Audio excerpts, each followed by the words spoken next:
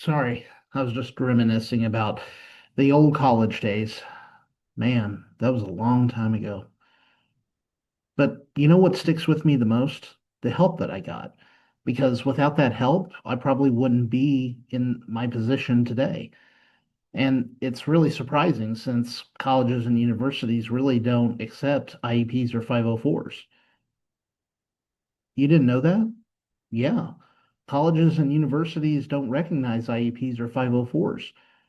So you're probably thinking, how was I able to get help? Well, that's actually what we're going to be talking about today. Today's lesson, special education in college. Now, remember in my last video when I talked about adult ed and how here at the Excel Center, University Heights, I actually do have adults that have IEPs and 504s, and we do follow them. Well, that's because the Excel Center is similar to a K through 12 education, and I'll explain that in further detail. Adult education centers like the Excel Center are still considered part of K-12 education, since the purpose is to provide high school diplomas, so the requirements for following IEPs and 504s still exist. However, colleges are different. Colleges and universities are not held to the same standard as secondary schools. So, how are colleges and universities different? Well, colleges don't fall under IDEA, the Individuals with Disabilities Education Act. That's why there are no IEPs or 504s.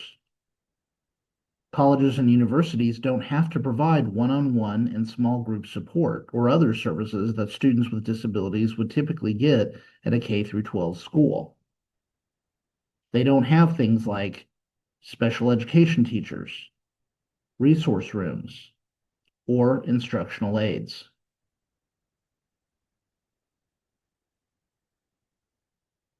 They do, however, have to follow federal civil rights laws. That includes Section 504 of the Rehabilitation Act of 1973 and the Americans with Disabilities Act, or ADA. These laws have a different goal than IDEA. Their purpose is to ensure equal access for people with disabilities and to protect them against discrimination. So colleges and universities don't have to accept IEPs or 504s because even though they're educational institutions, they're not a K through 12 school. But they do provide some level of support for individuals with disabilities. And you're probably thinking, well, how do they do that? And what are those supports? Well, I'm going to tell you. So, how can students get the help that they need?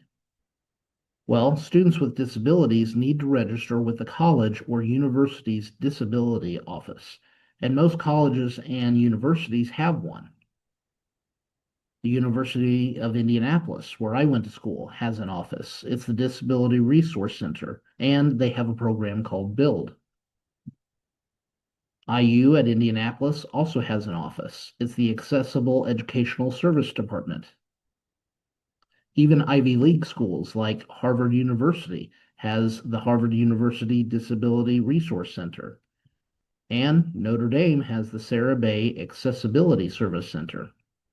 So even though you may not be able to use your IEP or 504, that doesn't mean that you can't get the help because I was able to get help.